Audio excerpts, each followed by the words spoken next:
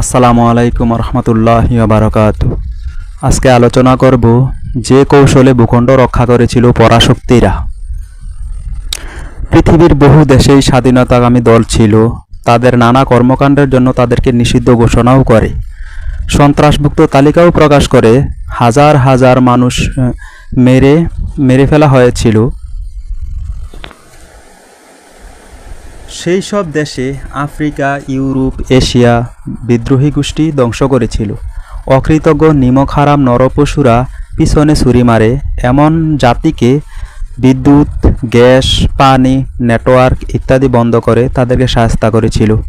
ঠিক তেমনি বাংলাদেশে একটি জেলা, তারা ইসলামের শত্রু, জনগণের শত্রু, দেশের শত্রু, সেনাবাহিনীর শত্রু।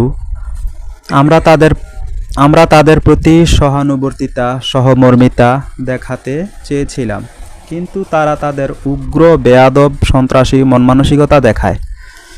সেনাবাহিনী পুলিশের গাড়ি ভাঙচুর করে, আগুন লাগায়, সাধারণ মানুষ হত্যা করে, চুরি ডাকাতি এসব কর্মে লিপ্ত থাকায় একসময় তারা দেশের সার্বভৌম ক্ষমতায় আঘাত হানতে পারে। কারণ বাহিরের শত্রু থেকে ঘরের শত্রু বেশি ভয়ঙ্কর। তাই এখনই পদক্ষেপ নিতে হবে দেশ, ইসলাম, জনগণকে বাঁচাতে।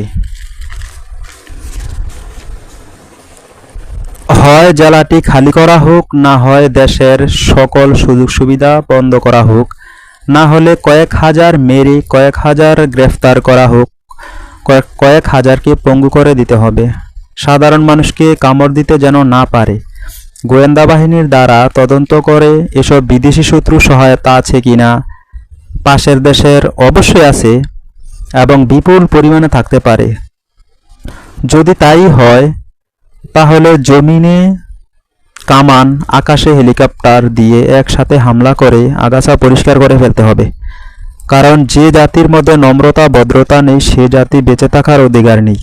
দীর্ঘ 16টি বছর লাখ লাখ মানুষ হত্যা, কারাবরণ, জেল, জুলুম, নির্যাতন, দুর্নীতি ইত্যাদির জন্য যে সরকার পালিয়ে যায়, তার জন্য তোমরা জনগণের বিরুদ্ধে অবস্থান নিয়েছ একজন নোবেল বিজয়ী, বিশ্ব সম্মানিত, জনগণ নন্দিত প্রধান উপদেষ্টার বিরুদ্ধে।